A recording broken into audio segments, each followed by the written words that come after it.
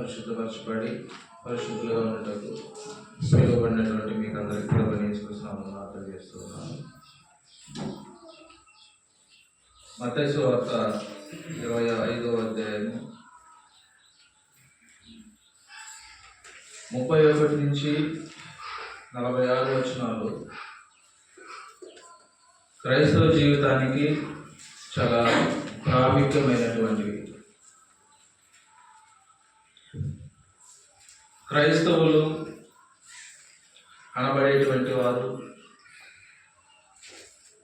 భూమి మీద జీవించినటువంటి జీవితాలను బట్టి తల్లి గర్భంలో పిండముగా ఈ భూమిపైకి వచ్చినటువంటి ప్రతి ఒక్కరికి ఒక దినము జరిగేటువంటి ఆ యొక్క పరిస్థితులు దైవ గ్రంథంలో రాయబడ్డాయి. మత్తయి సువార్త 25వ అధ్యాయము 31వ వచనం నుంచి 46 వచనాలు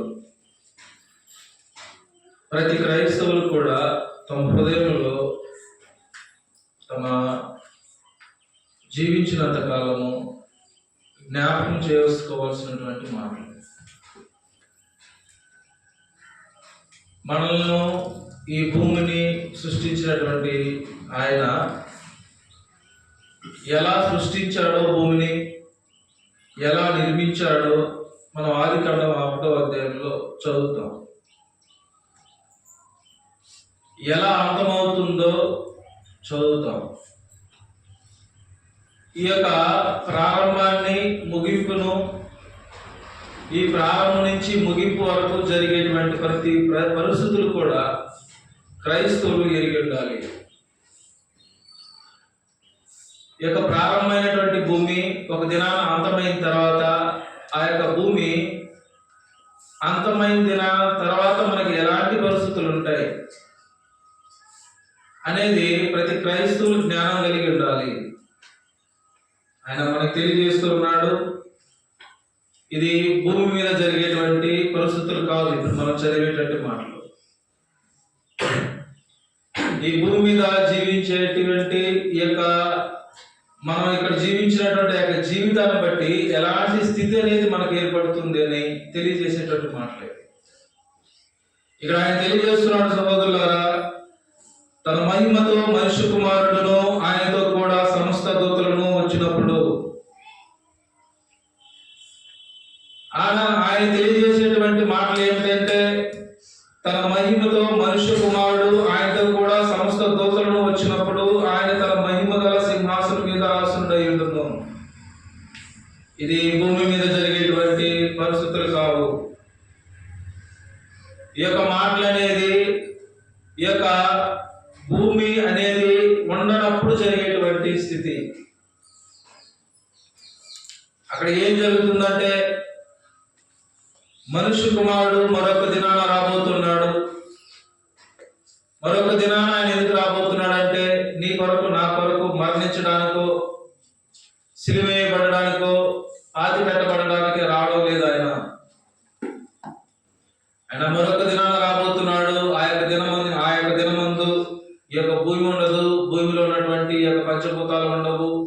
ఆ పంచభూతాలకు సంబంధించినటువంటి మన యొక్క శరీరం కూడా ఉండదు. ఈ పంచభూతాలతో మనము నిర్మాణం అయ్యాం. వాటిని బట్టి మనం బ్రతుకుతూ ఉన్నాం. అయితే అది శాశ్వతం కాదు. భూమి మీద మనం గుడారం అనేది ఉంది. ఆ యొక్క గుడారాన్ని గురించి ఆయన ఏం తెలియజేశాడంటే, ఒకసారి తీద్దాము. కొరింథీయులకు రాసిన 2వ పత్రిక 2వ కొరింథీ 5వ అధ్యాయము 1 నుంచి నేను చదువుతాను. భూమి మీద మన గుడారమైన ఈ నివాసము శిథిలమైపోయినను. ఈ యొక్క భూమి ఉంది కదా, ఈ భూమిలో ఉన్నటువంటి మనము స్థిరమైనటువంటి మనిషి ఎవరంటే, మనలో ఉన్నటువంటి ఆత్మ. ఆ యొక్క ఆత్మకు ఒక గుడారం అనేది ఉంది. ఆ యొక్క గుడారం ఏమిటంటే మన యొక్క శరీరము. మనం ఎక్కడ నివాసం చేస్తూ ఉన్నాం? మనం అందరం అనుకుంటాం మనం భూమి మీద నివాసం చేస్తూ ఉన్నాం అనుకుంటాం, కానీ మనం నివాసం చేసేది మన గుడారం ఈ యొక్క శరీరం అనేటువంటి గుడారంలో మనం నివాసం చేసిన తర్వాత ఆయన తెలియజేస్తున్నాడు, భూమి మీద మన గుడారమైన ఈ నివాసము శిథిలమైపోయినను, ఒక దినాన ఇది శిథిలమైపోతూ ఉంది. అది ఆయన తెలియజేశాడు మరణం అని.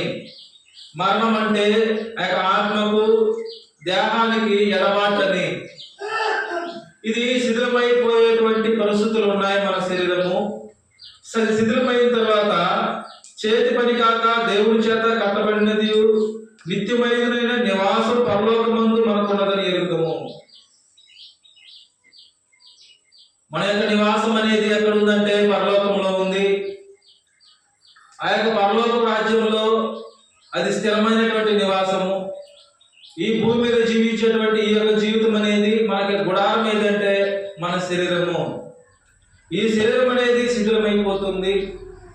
ఈ శరీరాన్ని కాపు కాసేటువంటి ఈ యొక్క పంచభూతాలు, ఈ యొక్క భూమి ఉంది కదా, ఇది కూడా శిథిలమైపోతుంది. శిథిలమైపోయిన తర్వాత ఒక దినం అనేది ఉంది.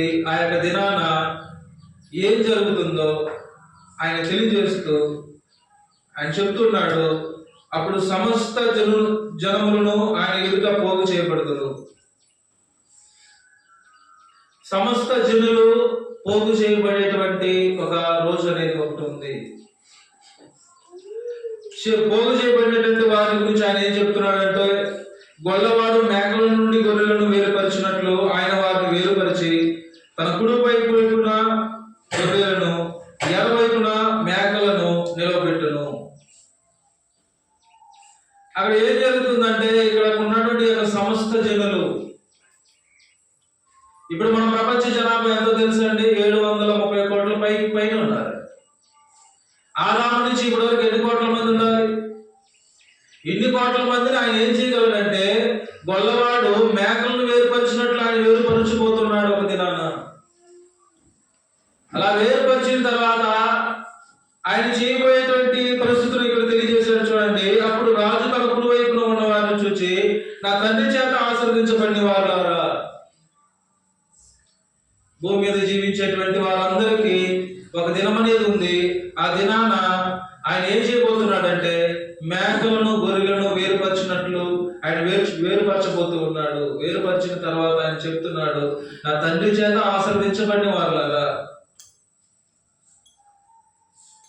తండ్రి చేత ఆశీర్వదించబడిన వారు ఈ భూమి మీద ఎలాంటి జీవితాన్ని జీవించాలి, ఎలాంటి జీవితం జీవించిన వారిని నా తండ్రి చేత ఆశీర్వదించబడిన వారులారా అని ఆయన పిలుస్తాడు. ఈ భూమి మీద మనం అందరం జీవిస్తూ ఉన్నాం. గుడారమైనటువంటి ఈ యొక్క శరీరాన్ని మనం ధరించి మనం ఏం చేస్తున్నామంటే, ఈ భూమి మీద మనం జీవిస్తూ ఉన్నాం. జీవించేటువంటి క్రమంలో మనము తండ్రి చేత ఆశీర్వదించబడిన వారులారా అని మనం పిలువబడాలంటే మన యొక్క జీవితాలు ఎలా కట్టుకోవాలి? మనం భూమి మీద ఎలాంటి జీవితాన్ని కట్టుకున్నటువంటి వారిని ఆయన అలా పిలుస్తాడని ఇక్కడ తెలియజేయబడిందంటే సహోదరులారా, అక్కడ తెలియజేస్తున్నాడు చూడండి. రండి, లోకము పుట్టినది మొదలుకొని మీ కొరకు సిద్ధపరచబడిన రాజ్యమును స్వతంత్రించుకోండి. శాశ్వతమైనటువంటి రాజ్యం అనేది మనందరికీ ఒకటి ఉంది. ఈ భూమి అనేది శాశ్వతమైనది కాదు. ఈ భూమి అనేది ఒక దినాన అంతరించిపోతుంది. ఆ భూమితో పాటు మన యొక్క శరీరాలు కూడా అంతరించిపోతాయి. అయితే ఆయన ఏం తెలియజేస్తున్నాడంటే సహోదరులారా, రండి. మనలందరినీ ఆయన ఏం చేస్తున్నాడంటే, ఆయన సువార్త వల్ల మనలందరినీ పిలుస్తూ ఉన్నాడు. ఆయన మీరు రండి. ఎక్కడికి? మీ కొరకు ఆయన ఏం చేశాడంటే, లోకము పుట్టినది మొదలుకొని మీ కొరకు సిద్ధపరచబడిన రాజ్యమును స్వతంత్రించుకునండి. అదే దాని కొరకు ఈ యొక్క దినాన మనం అందరం కూడా ప్రయాసపడుతున్నాం. భూమి మీద మన యొక్క జీవితం అనేది ఆయన తెలియజేసేటువంటి ఈ యొక్క మాట కొరకే. లోకము పుట్టినది మొదలుకొని మీ కొరకు సిద్ధపడబడినటువంటి రాజ్యం అనేది ఒకటి ఉంది. దాన్ని మీరు ఏం చేయాలంటే స్వతంత్రించుకోనండి. భూమి మీద మనం స్వతంత్రంగా జీవించలేము. భూమి మీదగా ఈ యొక్క దేహంలో మనం స్వతంత్రంగా జీవించలేము. ఆ యొక్క జీవితం అనేది మనకి ఆ యొక్క స్వేచ్ఛ అనేది అది ఎక్కడ మనకు ఉంటుందంటే ఆయన తెలియజేస్తున్నాడు, అది తండ్రి రాజ్యము, సిద్ధపరచబడినటువంటి రాజ్యం అనేది ఒకటి ఉంది.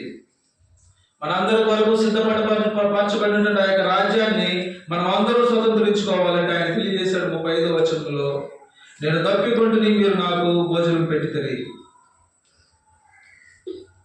దాని తర్వాత తెలియజేశాడు చూడండి, సహోదరులారా, తప్పికొంటి నాకు దాహం ఇచ్చిరి, పరదేశిన ఇంటిని నన్ను చేర్చుకుంటుంది, దిగంబరున ఇంటిని నాకు బట్టలు ఇచ్చితిరి, రోగిన ఇంటిని నన్ను చూడవచ్చితిరి, చెరసాల ఇంటిని నా ఎదురు వచ్చితిరని చెప్పాను. అందుకు నీతిమంతులు, ప్రభువా, ఎప్పుడు నీవు ఆకలి కొని యూనిట్ చూచి నీకు ఆహారం ఇచ్చితివి, నీకు దప్పుకొని యూనిట్ చూచి నీకు దాహం ఇచ్చితివి, ఎప్పుడు పరదేశంలో యూనిట్ చూచి నిన్ను చేర్చుకుంటువి, దిగంబల యూనిట్ నిన్ను చూసి బట్టలు ఇచ్చితివి, ఎప్పుడు రోగుల యూనిట్ అయినను శరసాలలో యూనిట్ చూసి నీ ఎదురు వచ్చితిమని ఆయన అడిగెదరు. ఇక్కడ ఆయన తెలియజేసేటువంటి మాటను చూడండి సహోదరులారా, తండ్రి చేత ఆశీర్వదించబడినటువంటి వారు, లోకము పుట్టినది మొదలుకొని సిద్ధపరచబడినటువంటి ఆ యొక్క రాజ్యాన్ని స్వతంత్రించుకునేటువంటి వారు భూమి మీద చేసినటువంటి పనుల గురించి మనం చూసినప్పుడు అందుకు నీతిమంతులు ఆయన తెలియజేస్తున్నాడు. భూమి మీద నీతిమంతులుగా మనం జీవించగలగాలి. ఒకవేళ నీతిమంతులుగా మనం జీవించినట్లయితే ఆ యొక్క నీతిమంతుడు అనేటువంటి ఆ యొక్క పదానికి ఉన్నటువంటి ఆ యొక్క అర్థాలను పైన తెలియజేసేటంటే, ఎవరైతే ఆకలి కలిగి ఉన్నారో వారికి ఆహారం పెట్టాలి, దాహం కలిగినటువంటి వారికి దాహాన్ని ఇవ్వాలి అని ఆయన తెలియజేస్తూ ఉన్నాడు. అప్పుడు వీళ్ళు అడుగుతున్నారు ఏమని, ఎప్పుడు నువ్వు అలా ఉన్నావు, మేము ఎప్పుడు అలా చూడలేదు కదా, నీకు నేను ఎప్పుడు అలాంటి సహాయం చేయలేదు కదా. అందుకు ఆయన తెలియజేసేటువంటి మాట 40వ వచనంలో తెలియజేశాడు చూడండి, అందుకు రాజు, మిక్కిలి అల్పులైన ఈ నా సహోదరులలో ఒకరికి మీరు చేసితురు కనుక నాకును చేసితురని నిశ్చయముగా మీతో చెప్పుచున్నాను. నేను క్రీస్తు ప్రభు వారికి అక్కడ ఉన్నటువంటి నీతిమంతులు ఆహారాన్ని ఇవ్వలేదు, దాహాన్ని ఇవ్వలేదు, కట్టుకోవడానికి వస్త్రాలు ఇవ్వలేదు. అయితే ఆయన ఏం తెలియజేస్తున్నాడంటే, మిక్కిలి అల్పులైన ఈ నా సహోదరులకి మీరు చేశారు కనుక ఏం చెప్పాడు ఆయన, నాకును చేశారు. ఈ భూమి మీద తండ్రి చేత ఆశీర్వదించబడినటువంటి వారుగా మనం జీవించాలంటే మనందరికీ ఆయన తెలియజేసేటువంటి మాట ఏమిటంటే, మనమందరము అల్పులైన సహోదరులకి మనము ఎలాంటి సహాయం చేశాము, అల్పులైన సహోదరులతో మనం ఇక్కడ చెప్పబడినటువంటి వీటిని మనం కలిగి ఉన్నాము. దీని గురించి మనం చూసినప్పుడు ఒకసారి ఆదికాండములో తెలియజేయబడింది. ఒకసారి తీద్దాము. ఆదికాండము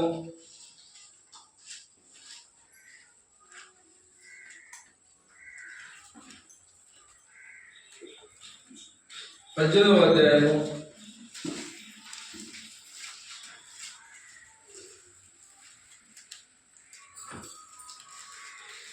ఆదికాండము 18వ అధ్యాయము 2 నుంచి మనం చదివినప్పుడు, అతడు కన్నులెత్తి చూచినప్పుడు 3 మనుషులు అతని ఎదుట నిలబడి ఉండరి. అతడు వారిని చూచి గుడారం వాకిట నుండి వారిని ఎదుర్కొనుటకు పరిగెత్తి నేల మట్టుకు వంగి, ప్రభువా, నీ కటాక్షము నా మీద ఉన్న ఎడల ఇప్పుడు నీ దాసుని దాటిపోవద్దు, నేను కొంచెం నీళ్లు తెప్పించేదను, దయచేసి కాలు కొడుకొని ఈ చెట్టు కింద అలసట తీర్చుకును, కొంచెం ఆహారం తెచ్చేదను, నీ ప్రాణమును బలపరుచుకునడి, తర్వాత మీరు వెళ్ళవచ్చును, ఇందు నిమిత్తము కదా నీ దాసుని ఎదుగు వచ్చితనను. వారు, నీవు చెప్పినది చేయమనగా, అబ్రహాము గుడారంలో ఉన్న సారా ఎదుగు త్వరగా వెళ్ళి నీ త్వరపడి 3 మాణికల మత్తని పిండి తెచ్చి పిసికి రొట్టెలు చేయమని చెప్పాను. మరి అబ్రహాము పశువుల మందను పరిగెత్తి ఒక మంచి లేత దూడను తెచ్చి ఒక పనివానికి అప్పగించను. వాడు దాన్ని త్వరగా సిద్ధపరిచాను. తర్వాత అతడు వెన్నను పాలను తాను సిద్ధము చేయించిన దూడను తెచ్చి వారి ఎదుట పెట్టి వారు భోజనం చేయించుండగా వారి యొద్ద ఆ చెట్టు కింద నిలిచుండెను. సహోదరులారా, తండ్రి చేత ఆశీర్వదించబడినటువంటి వారు ఈ యొక్క భూమి మీద ఎలాంటి పనులు చేశారో మనం చూసినప్పుడు, అబ్రహాము గారు ఎవరో కూడా తెలియనటువంటి మనుషుల కొరకు ఆయన ఏం చేశాడంటే, సహోదరులారా, ఇక్కడ తెలియజేశాడు చూడండి. అతడు కన్నులెత్తి చూచినప్పుడు 3 మనుషులు అతను ఎదుట నిలబడి ఉండరి. అతడు వారిని చూచి గుడారం వాకిట నుండి వారిని ఎదుర్కొనుటకు పరిగెత్తి, ఎవరో తెలియనటువంటి మనిషి కొరకు ఆయన ఏం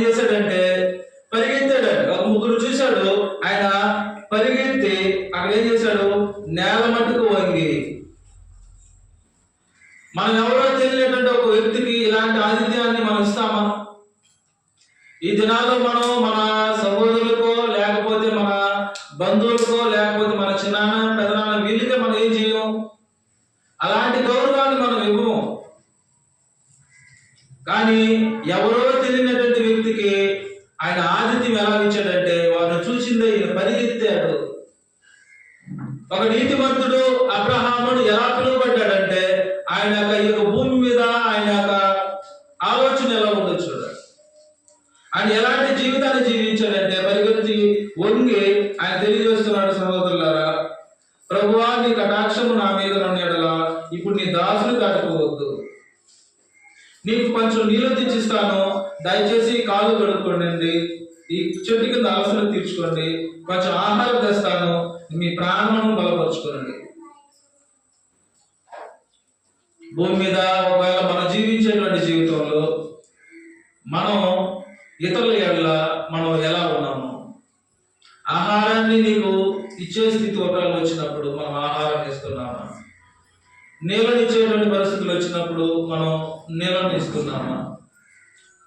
ఈ యొక్క భూమి మీద జీవించేటువంటి యొక్క జీవితాన్ని బట్టి మనం అందరం కూడా తండ్రి చేత ఆశ్రదించబడిన వారమా లేక శపించబడినటువంటి వారమా అనేది తీర్మానించబడుతుంది. అబ్రహాము గారి గురించి మనం చదివినప్పుడు ఆయన చూడండి సహోదరులారా, ఆయన వారిని ఎలా ఆతిథ్యం చేశాడు, వారి వరకు ఎంత ప్రయాసపడ్డాడు.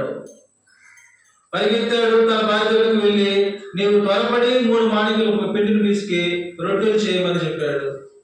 పరిగెత్తాడు అబ్రహాము పశువుల మందకి వెళ్ళి అక్కడ ఒక లేక దూడను పట్టుకుని వచ్చి తన పనివానికి ఇచ్చి త్వరగా సిద్ధపరచమన్నాడు. ఇప్పుడు చూడండి, వారు భోజనం చేసేటప్పుడు ఆ చెట్టు కింద నిలుచుండేను, వారు తినేటప్పుడు ఏం చేశాడు, నిలుచుకొని చూస్తూ ఉన్నాడు. వాళ్ళకి ఏం అవసరమో మనం ఏం చేస్తాం, మన ఇంట్లో ఉన్నటువంటి వారికి కూడా ఆహారం అక్కడ వేసి వెళ్ళిపోతాం, ఏదో కూర్చొని ఉంటాం, కానీ అక్కడ కూర్చొని ఆయనకి ఏం అవసరం కూడా చూడం. ఇది మన ఇంట్లో ఉన్నవారి పరిస్థితులు ఎలా ఉంటే మనం బయట నుంచి వచ్చినటువంటి వారికి ఎలాంటి ఆతిథ్యాన్ని మనం చేస్తాం. మనం అందరం కూడా క్రైస్తవులుగా జీవించాలనుకుంటూ ఉన్నాం. క్రైస్తవ జీవితాన్ని జీవించేటప్పుడు మనం ఎలాంటి జీవితాన్ని జీవించాలని మనకు తెలియజేయబడిందంటే, మనం అందరం కూడా ఇతరులకు సహాయం చేసేటువంటి గుణం అనేది మనలో ఉండాలి. ఇంకనూ ఆయన గురించి మనం చూసినప్పుడు 19వ అధ్యాయంలో ఒకసారి తీయండి, అదే ఆదికాండం 19వ అధ్యాయము 1-3 వచనాలు. ఆ సాయంకాలం మందు ఆ ఇద్దరు దేవదూతలు సొదొమ చేరినప్పుడు లోతు సొదొమ గమని వద్ద కూర్చుండినను. లోతు వారిని చూసి వారిని ఎదుర్కొన్నట్టు లేచి సాష్టాంగ నమస్కారం చేసి, నా ప్రభువులారా, దయచేసి మీ దాసుని ఇంటికి వచ్చి రాత్రి వెళ్ళవచ్చి కాళ్ళు కడుక్కొనండి, మీరు పెద్దల కాడ లేచి మీ త్రోవణ వెళ్ళవచ్చున నేను. అందుకు వారు అలాగ కాదు, నడి వీధిలో రాత్రి వెళ్ళవచ్చుదని చెప్పిరి. అయినను అతను మిక్కిలి బలవంతం చేసినప్పుడు వారు అతని తట్టు తిరిగి అతని ఇంట ప్రవేశించిరి.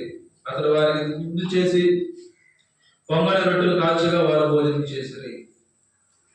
చూసినట్లయితే ముందు మనం అబ్రహాము గారిని చూసాం, అబ్రహాము గారితో ఉన్నటువంటి లోతు గారిని కూడా మనం చూస్తాం. ఈ యొక్క లోతు కూడా ఏం చేశాడంటే, ఆయన వారి యొక్క ఆతిథ్యం అనేది ఎలాంటిదో మనకి బైబిల్ తెలియజేస్తూ ఉంది. అది చాలా పూర్ణంగా ఉండేటువంటి ప్రేమ. వారు వారి ప్రేమను ఎలా చూపించారో చూడండి. ఒక తెలియని వ్యక్తికి వారి ఇంట్లో ఆతిథ్యాన్ని ఇచ్చారు. ఈ యొక్క దినాన వారందరూ కూడా మనకి ఒక ఆదర్శంగా ఉంటున్నారు. ఈ భూమి మీద జీవించేటంటే మనం అందరం కూడా ఎలాంటి జీవితాన్ని జీవించాలంటే ఆయన తెలియజేసేటువంటి మాటను ఒకసారి చదువుదాం. సామెతలు 19వ అధ్యాయము 17వ వచనంలో, సామెతలు 19వ అధ్యాయము 17వ వచనంలో,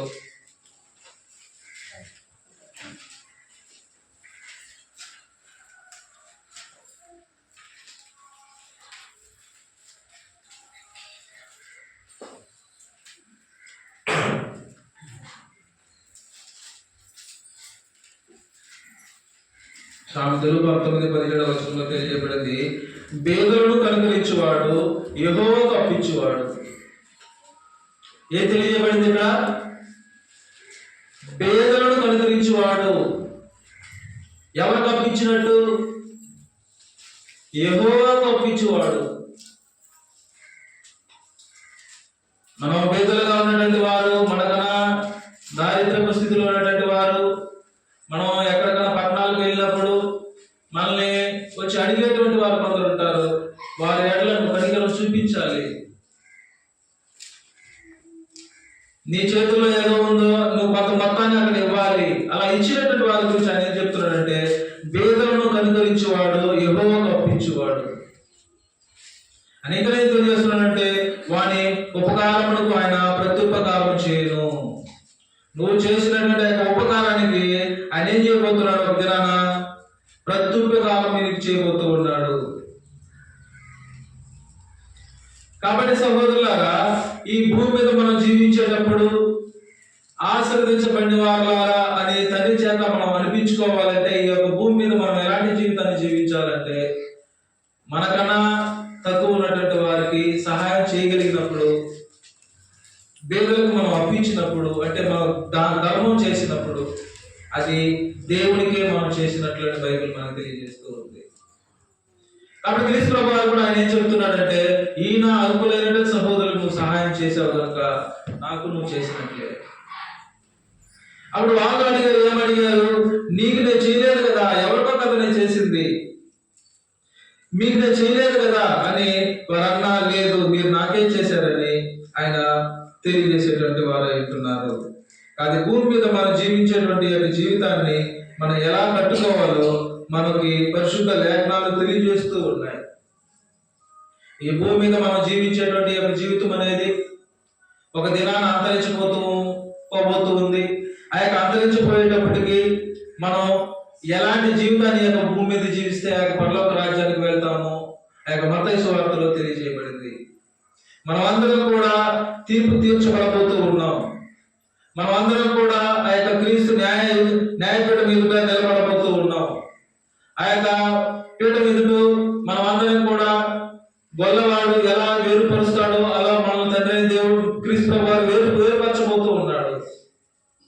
మనకు తీర్పు అనేది జరగబోతూ ఉంది.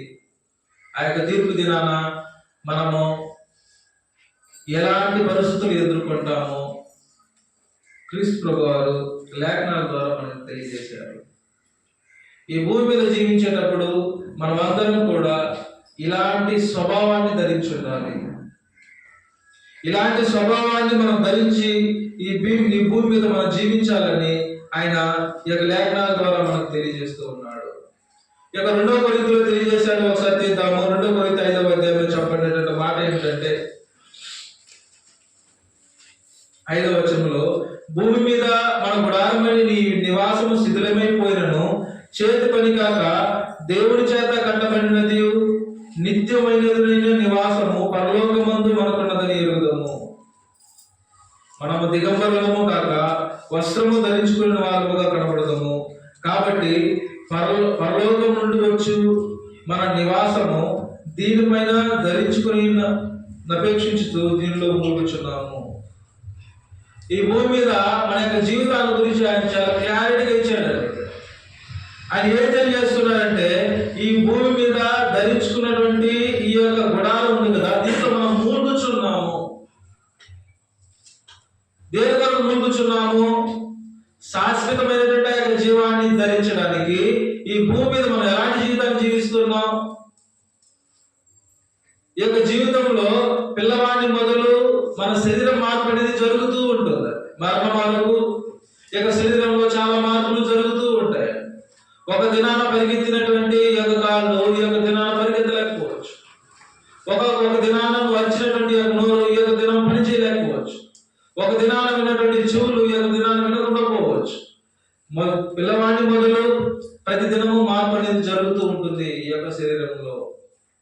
అయితే ఈ శరీరాన్ని గురించి ఆయన ఏం తెలియజేస్తున్నాడంటే, మనము ఆ యొక్క పరలోక రాజ్యంలో ప్రవేశించడానికి మునుపు ఈ భూమి మీద ఈ శరీరంలో మనం మూలుగుచున్నాము. అయితే ఆయన తెలియజేస్తున్నాడు చూడండి 5వ వచనంలో, దీని నిమిత్తము మనల్ని సిద్ధపరిచిన వాడు దేవుడే. ఇలాంటి జీవితాన్ని జీవించింది ఎవరు? ఇలాంటి పరిస్థితిని ఇచ్చింది ఎవరు? దేవుడే. ఇప్పుడు మనం అందరం కూడా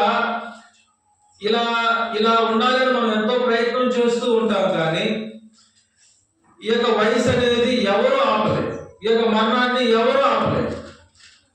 ఆయన అదే మనకు తెలియజేస్తూ ఉన్నాడు. ఈ భూమి మీద మీ ఈ యొక్క శరీరం అనేటువంటి ఈ గుడారాన్ని మీరు ఎలాగైనా పోషించారు. అదేమవుతుంది ఒక దినాన? అది ఖచ్చితంగా దాని యొక్క ధర్మాన్ని అది పాటించి అది ఎక్కడికి వెళ్ళాలో అక్కడికి వెళ్ళిపోతుంది. అయితే దీన్ని సిద్ధపరిచింది ఎవరు? ఇలాగా దేవుడు. ఎందుకు సిద్ధపరిచాడు? ఇది శాశ్వతం కాదు. ఈ గుడారమే శాశ్వతమైనది కాదని, ఈ గుడారాన్ని నువ్వు శాశ్వతమని ఒకవేళ భావించి ఈ భూమి మీద ఒకవేళ నువ్వు జీవించావంటే ధనవంతుడు అడిగినట్లు నీ ప్రాణాన్ని కూడా దేవుడు ఒకవేళ అడుగుతాడేమో. ధనవంతుడు ఈ భూమి మీద నుంచి ఏది తీసుకెళ్ళలేదు ఆయన. కాబట్టి శాశ్వతం ఇది కాదు, ఈ భూమి నీకు శాశ్వతం కాదు, నీ శరీరం కూడా నీకు శాశ్వతం కాదు అని నువ్వు ఎరగాలి. ఈ భూమి మీద నువ్వు జీవించినంత కాలము ఈ యొక్క శరీరం అనేటువంటి గుడారంలో నువ్వు మూలుగుచూ ఉండాలి. ఒక దినాన వయసు మరీ ఎక్కువయ్యే కొద్దికి చాలా మంది ఎప్పుడెప్పుడు మనం చనిపోతామా అని ఎదురు చూస్తూ ఉంటారు. ఒక దినాన ఇంకా బతకాలి బతకాలి అనుకుంటూ ఉంటారు. కానీ ఒక దినాన్ని ఏమవుతుందంటే ఎప్పుడు నేను చనిపోతానా అనేటువంటి స్థితి మనందరూ కూడా వస్తుంది. మన యొక్క స్థితులు మారుతూ ఉంటాయి, మన పరిస్థితులు మారుతూ ఉంటాయి. ఆ యొక్క పరిస్థితుల్లో నీకు ప్రశాంతమైనటువంటి పరిస్థితులు ఉంటాయి. విశ్రాంతి అనేది నీ జీవితంలో ఉండదు. మనిషి ఎప్పుడు విశ్రాంతి పొందుతాడు? ఎప్పుడైతే చనిపోతాడో అప్పుడే విశ్రాంతి పొందుతాడు. కానీ ఈ భూమి మీద జీవించినంత కాలము ఏదో ఒక ఆలోచనతో, ఏదో ఒక సమస్యతో, ఏదో ఒక బాధతో ప్రతిదినము తన మనసులో, తన హృదయంలో కుమిలిపోతూనే ఉంటాడు. చిన్నపిల్లలు ఉన్నట్లు, చిన్నపిల్లలు ఇప్పుడు ఎలా ఉంటారు చూడండి. వాళ్ళకి ఏం తెలియదు, కల్మషం లేకుండా ఉంటారు. కానీ అయ్యే కొద్దికి ఆలోచనలు వస్తాయి. ఎవరిని గౌరవించాలో, ఎవరిని ప్రేమించాలో, ఎవరిని ద్వేషించాలో, ఎవరు మనకి హాని చేస్తారు, ఎవరు మనకి ఎలా ఉంటారు, ఇవన్నీ కూడా ఒక అవగాహన వస్తూ ఉంటుంది. ఇలా అవగాహన వచ్చే కొద్దికి మనిషి ఏమవుతాడంటే మానసికంగా సరైన స్థితిలో ఉండలేడు. అంటే ఇలాంటి స్థితిని ఏర్పాటు చేసింది ఎవరంటే ఆయన చెప్తున్నాడు, దీన్ని సిద్ధపరిచింది దేవుడే. ఎందుకు సిద్ధపరిచాడు? ఈ స్థితులన్నిటికన్నా ప్రాముఖ్యమైనది ఒకటి నీకుంది, అది పరలోక రాజ్యము, పరలోక నివాసము. ఆ యొక్క పరలోక రాజ్యానికి నువ్వు ప్రవేశించాలంటే ఈ భూమి నువ్వేం చేయాలంటే మనం అందరం కూడా ఇంతకుముందు మనం చదివినటువంటి ఆ మిక్కిలి అల్పులైన సహోదరులకి ఆయన చెప్తున్నాడు, మనం జీవించినంత కాలము మనం ఇలాంటి వారుగా, ఇలాంటి నీతి గల జీవితాన్ని మనం జీవించినప్పుడు మనం అందరం కూడా పరలోక రాజ్యానికి ప్రవేశించేదానికి అర్హత అనేది సంపాదిస్తూ ఉంటాం. ఈ భూమి మీద మన కొరకే ఒకవేళ మనం జీవించామనుకోండి, మన యొక్క స్వార్థం కొరకే మనం జీవించామనుకోండి, నీ కుటుంబం తప్ప ఏ కుటుంబం నీకు కనిపించలేదు అనుకోండి, నువ్వు తప్ప నీ సహోదరుని కనిపించలా, నీ అన్న నీకు కనిపించలా, నీ బంధువులు కనిపించలా, ఎవరు నీకు కనిపించలా, నీ కొరకే నువ్వు బతికావు, నీ కొరకే నువ్వు చనిపోయావు అనుకో, అది స్వార్థమైనటువంటి జీవితం. అది అలాంటి జీవితము క్రైస్తవ జీవితం అని బైబిల్లో ఎక్కడా చెప్పబడలేదు. బైబిల్లో చెప్పబడేటువంటి ప్రతి మాట కూడా మనం ఇతరులను ప్రేమించాలి, ఇతరులకు సహాయం చేయాలి, ఇలాంటివే చెప్పబడ్డాయి. ఎందుకు అలాంటివే చెప్పబడ్డాయి? అలాంటి స్వభావము తండ్రి కలిగినటువంటి వాడు. నా తండ్రి ఎలాంటి వాడంటే ఆయన ఇప్పుడు ఈ యొక్క భూమిని ఒకసారి చూడండి. ఈ యొక్క భూమి మీద నీతిమంతుల మీదనో అనీతిమంతుల మీద ఏం పడుతుంది? వర్షం పడుతూనే ఉంది. ఆయన ప్రేమను ఎలా చూపిస్తున్నాడు? ఆయన అందరి మీద సమానంగా చూపిస్తున్నాడు. ఇప్పుడు తండ్రి స్వభావాన్ని నువ్వు ఇక్కడ ధరించాలంటే, తండ్రిలా నువ్వు తయారవ్వాలంటే ఈ భూమిని నువ్వు ఎలా జీవించాలి? నువ్వు కూడా అలాగనే ప్రేమించాలి. దాని గురించి ఆయన మత్తయి సువార్త 6వ అధ్యాయంలో తెలియజేస్తూ, మత్తయి సువార్త 6వ అధ్యాయం ఒకసారి తీస్తాము. మత్తయి సువార్త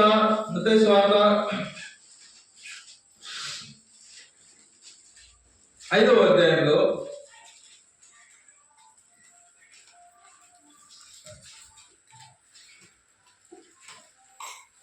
43 నుంచి తెలియజేస్తాను.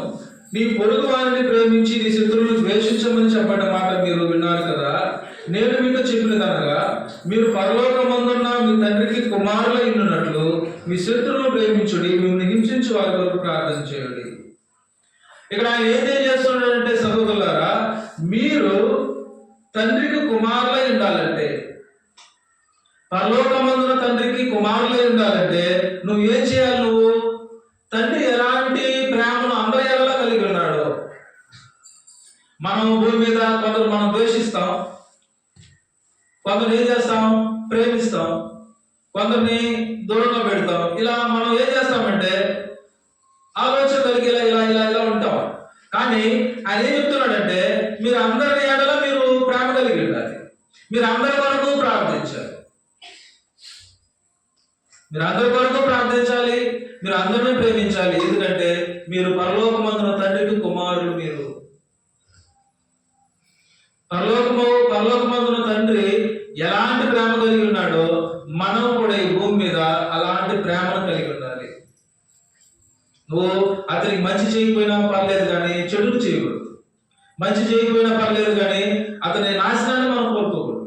ఎప్పుడెప్పుడు మనం ఎదురు చూస్తుంటాం, ఒకడు ఎప్పుడు నాశనం అవుతాడా, నా శత్రుడు ఎప్పుడు నాశనం అవుతాడని చూస్తూ ఉంటాం. అలాంటి బుద్ధి మనకు ఉండకూడదు. మంచి చేయకపోయినా పర్లేదు కానీ చెడు ఆలోచన మనకు ఉండకూడదు.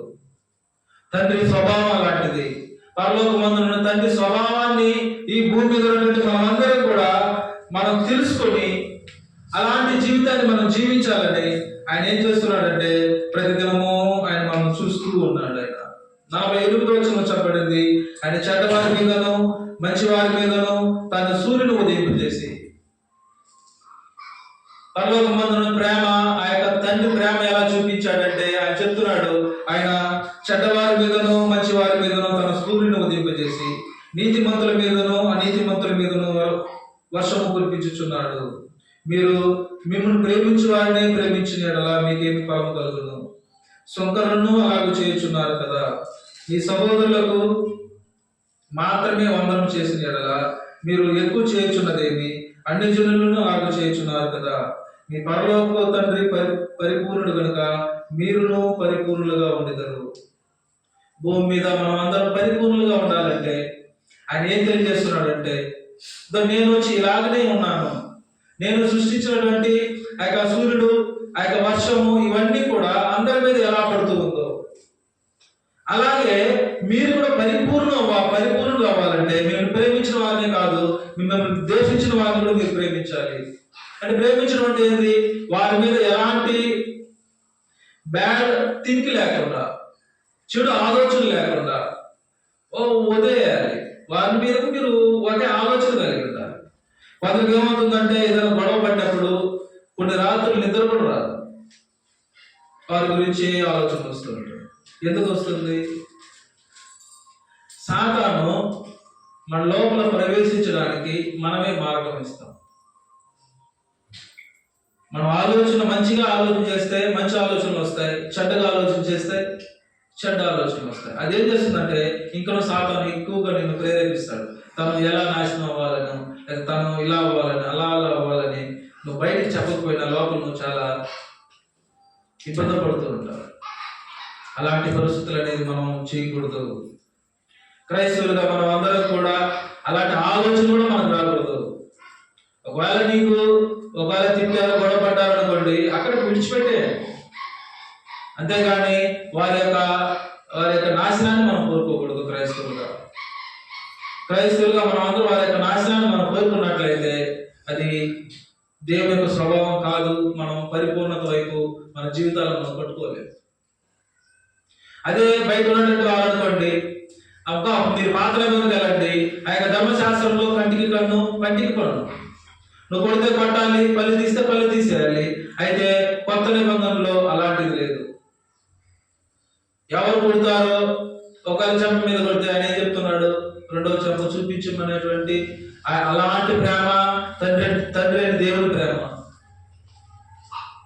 అలా అంత స్థితికి ఇంకా మనం ఎదిగామని నేను అనుకోవడం లేదు. మనం అందరం కూడా ఆ స్థితిలో మనం లేవు. కానీ తండ్రి ప్రేమ ఇలాంటిదని ఆయన మనందరికీ ఆయన హెచ్చరిస్తూ ఉన్నాడు. నేను ఇలా నాకు కుమారుడిగా నువ్వు ఉండాలంటే ఇలా నువ్వు ఉండాలి. ఈ భూమి మీద మనం జీవించే జీవితం అనేది మూలుగుతో సంబంధించింది. ఏ దినాన మనం పోతామో మనకు తెలియనటువంటి జీవితము. అయితే దీన్ని సిద్ధపరిచినటువంటి దేవుడు మనకి ఏం తెలియజేస్తున్నాడంటే 2 కొరింథీ 5వ అధ్యాయము 5వ వచనంలో, దీని నిమిత్తం మనం సిద్ధపరిచిన వాడు దేవుడే, ఆయన తన ఆత్మను సంచటలను మనకు అనుగ్రహించున్నాడు. వేరు చూపు వలన కాక విశ్వాసములని నడుచుకుంటున్నాము కనుక ఈ దేహములో నివసించినంత కాలము ప్రభువుకు దూరముగా ఉన్నామని ఎరిగిండి. ఈ దేహంలో ఉన్నంత కాలము ఆయన తెలియజేస్తున్నాడు, నివసించినంత కాలము ప్రభువునకు దూరముగా ఉన్నామని ఎరిగిండి ఎల్లప్పుడూ ధైర్యము గలవారమై ఉన్నాము. ఇట్లు ధైర్యము కలిగి ఈ దేహమును విడిచిపెట్టి ప్రభువునంత నివసించుటకు ఇష్టపడుచున్నాము. కావున దేహమును విడిచినను ఆయనకి ఇష్టలమై ఉండవాలని మిగులు అపేక్షించుచున్నాము. ఆయన కొరింథీ సంఘానికి అపోస్తలుడైన పౌలు ఏం తెలియజేస్తున్నాడంటే, సహోదరులారా, ఈ యొక్క దేహంలో ఉన్నను దేహాన్ని విడిచినను ఎలా ఉండాలి? మనం ఆయనకి ఇష్టమై ఉండాలి. మనకి మనం ఇష్టంతో కాదు. మన యొక్క ఇష్టంలో లోపాలు ఉంటాయేమో కానీ ఆయన తెలియజేస్తున్నాడు, దేవుడికి ఇష్టమై ఉండాలని అపేక్షించుచున్నాము. ఎందుకనగా తాను జరిగించిన క్రియల చొప్పున, అవి మంచివైనా సరే చెడ్డవైనా సరే, వాటి ఫలమును ప్రతి వాడును పొందినట్లు మనమందరమును క్రీస్తు న్యాయపీఠం ఎదుట ప్రత్యక్షం కావలేను. ఫైనల్ గా ఆయన ఏం చెప్తున్నాడంటే, తాను జరిగించిన క్రియల చొప్పున, అవి మంచివైనా సరే చెడ్డవైనా సరే, వాటి ఫలము ప్రతి వాడును పొందినట్లు. మనం చేసినటువంటి క్రియలు ఈ భూమి మీద ఎలాంటివో మనం ఎరిగినటువంటి వారమే. నా క్రియలు నాకు తెలుసు, మీ క్రియలు మీకు తెలుసు. మనం అందరం కూడా భూమి మీద జీవించేటప్పుడు మన ఆలోచన బట్టి, మన తలంపులను బట్టి చేసేటువంటివి అవి మంచివో లేదా చెడ్డవో మనం అందరము ఎరిగినటువంటి వారమే. ఆ యొక్క క్రియలను బట్టి ప్రతి వారు ఫలాన్ని పొందుతారు. ఎప్పుడు? క్రీస్తు న్యాయపీఠం ఎదుట మనమందరం కూడా ప్రత్యక్షం కావాలి. ఆ యొక్క ప్రత్యక్షమయ్యేటువంటి పరిస్థితులు మనం ఇంతకుముందు చదివాం. ఆ యొక్క మత్తయి సువార్త 25వ అధ్యాయంలో అప్పుడు ఏం చేయబడుతుందని మనం చదివామంటే, అక్కడ క్రీస్తు ప్రభు వారు వచ్చిన తర్వాత ఇక్కడ జరిగేటువంటి పరిస్థితుల గురించి చెప్పబడింది. సహోదరులారా, శపించబడినటువంటి వారి గురించి చెప్పబడింది. చూడండి 41వ వచనంలో, అప్పుడు ఆయన ఎడవైపున ఉన్న వారిని చూచి, శపింపబడిన వారులారా, నన్ను విడిచి అపవాదికి వారి దూతలకు సిద్ధపరిచిన నిత్యగ్నిలోనికి పోడి. నేను ఆకలి కొంటిని, మీరు నాకు ఆహారం భోజనం పెట్టలేదు. దప్పికొంటిని, నాకు దాహం ఇయ్యలేదు. పరదేశిన ఇంటిని, నన్ను చేర్చుకోనలేదు. దిగంబరిన ఇంటిని, నాకు మీరు బట్టలు ఇయ్యలేదు. రోగిని, చెరసాలలో ఇంటిని, మీరు నన్ను చూడగలేదని చెప్పును. అందుకు ప్రభువా, మేము ఎప్పుడు నీకు ఆకలి కొని ఉంటేను, దప్పు కొని ఉంటేను, పరదేశీ ఉంటేను, దిగంబర ఉంటేను, రోగి ఉంటేను, చెరసాల ఉంటేను చూసి నీకు ఉపకారం చేయకపోతే ఆయన అడిగేదారు. అందుకు ఆయన, మిక్కిలి అల్పులైన మీరులో ఒకరికైనా మీరు ఇలాగ చేయలేదు కనుక నాకు చేయలేదని మీతో నిశ్చయముగా చెబుతున్నానని వారితో అనను. వీరు నిత్య శిక్షకును, నీతిమంతులు నిత్య జీవమునకును పోదురు. కాబట్టి సహోదరులారా, ఇక్కడ తెలియజేసేటువంటి ప్రతి మాటను మనం ఆలోచించేసినప్పుడు, భూమి మీద మనం జీవించేటువంటి జీవితం అనేది, మనం జీవితంలో చేసేటువంటి ప్రతి మాట, ప్రతి క్రియ ఏం చేయబడిందంటే రాయబడుతూ ఉంటుంది. ఈ భూమి మీద మనం అందరం కూడా మాట్లాడే ప్రతి మాట, చేసేటువంటి ప్రతి క్రియ ఏం చేయబడుతూ ఉంటుందంటే అది రాయబడుతూ ఉంటుంది. ఈ యొక్క రాయబడినటువంటి ఈ యొక్క మాటలను బట్టే మనందరూ కూడా ఒక దినాన తీర్పు అనేది తీర్చబడుతుంది. ఆయుష్కాలము చాలా తక్కువ కలిగినటువంటి మనమందరం కూడా ఈ భూమి మీద ఎలాంటి జీవితాన్ని జీవించాలని తెలియజేయబడిందంటే, సహోదరులారా, మనమందరం కూడా ఒక దినాన వీటికి లెక్క చెప్పాలి. ఆ యొక్క దినం అనేది రాబోతూ ఉంది. ఆ యొక్క దినంలో మనం అందరం కూడా ఎలాంటి జీవితాన్ని జీవించాలో ఈ యొక్క భూమి మీదే మనం నిర్ణయించాలి. అలా నిర్ణయించకుండా మనం అందరం కూడా ఎవరు చూడలేదనో, మనం చేసేటువంటి మాటలను, మనం చేసేటువంటి క్రియలను ఎవరు చూడలేదనో ఒకవేళ ఈ భూమి మీద మనం జీవిస్తే ఆ జీవితానికి సంబంధించినటువంటి ప్రతిఫలాన్ని మనం అందరం పొందబోతూ ఉన్నాం. మనమందరం కూడా అలాంటి జీవితాన్ని మనం జీవించకుండా క్రీస్తు ప్రభువు వారు ఈ భూమి మీద ఎలాంటి జీవితాన్ని మనం జీవించాలని కోరాడు. క్రైస్తవులుగా క్రైస్తవ జీవితాన్ని, ఇతరులకు మాదిరికరమైనటువంటి జీవితాన్ని, ఇతరులకు వెలుగుకరమైనటువంటి జీవితాన్ని మనం ఏం చేయాలంటే ఈ భూమి మీద జీవించినప్పుడు ప్రత్యక్షపరచాలి. ఇంతకుముందు ఇతను తప్పుడు మాటలు మాట్లాడుతున్నాడు, ఇప్పుడు ఎలా ఉన్నాడు? అలా మాట్లాడాల. ఇప్పుడు అలా ఉన్నాడు, ఇప్పుడు ఇలా ఉన్నాడు. ఆ డిఫరెన్స్ అనేది మనం చూపించగలగాలి. ఇంతకుముందు నేను చెడ్డవాడిని, అయితే ఇప్పుడు ఇంతకుముందు నేను ఇలా ఉన్నా, అయితే ఇప్పుడు ఒక తాగుబోతున్నాడు, ఇప్పుడు ఆయన తాగేది ఆపేశాడు అనుకోండి, ఇప్పుడు సంఘానికి వస్తున్నాడు అనుకోండి, ఆ యొక్క వ్యత్యాసం తెలుస్తుందా? అలాగే మన చెడు క్రియల నుంచి మంచి క్రియల వైపు మనం ఏం చేయాలంటే మనం మార్చబడుతూ ఉండాలి. మన యొక్క హృదయము, ఆలోచన మనం మార్చబడుతూ ఉండాలి. అలా మార్చబడుతూ మనం ఏం చేయాలంటే ఆత్మ సంబంధమైన ఫలాలను మనం ఫలించాలి. భూమి మీద అలాంటి జీవితాన్ని మనం జీవించగలిగినప్పుడే మనం ఏం చేయబడతాం? ఆ యొక్క నిత్య జీవాన్ని స్వతంత్రించుకుంటాం, పరలోక రాజ్యాన్ని స్వతంత్రించుకుంటాం. పరలోక రాజ్యాన్ని స్వతంత్రించుకోవాలంటే ఈ భూమి మీద మనం అందరం కూడా ఇలాంటి జీవితాన్ని మనం జీవించాలని క్రైస్తవులకు తెలియజేయబడింది. మనం అందరం నిజంగా క్రైస్తవులమే. క్రైస్తవులు జీవించేటువంటి క్రమంలో క్రైస్తవులు ఇలాగే జీవించాలని చెప్పబడింది. అలాంటి జీవితాన్ని మనం అందరం కూడా జీవించగలగాలి. మనలో ఉన్నటువంటి పొరపాట్లు అనేది వాక్యం చేత ప్రతిదినం మనం ఏం చేయాలంటే మనం చేసింది కరెక్టా కాదా, ఇది దేవునికి అసహ్యమైంది, ఇది దేవునికి ఇది అంగీకారయోగ్యమైనది కాదు, కాబట్టి ఇలాంటి ఆలోచన మనకు వద్దు, ఇలాంటి జీవితం మనకు వద్దని మనం ఏం చేయబడాలంటే మార్చబడుతూ ఉండాలి.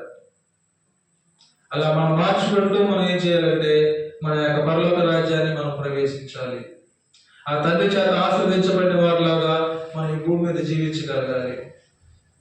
అల్పులైనటువంటి సహోదరులకు మనం చేయగలిగినటువంటి మేలు మనం చేయాలి. మనం శత్రువులకు ఎవరిని భావించకూడదు.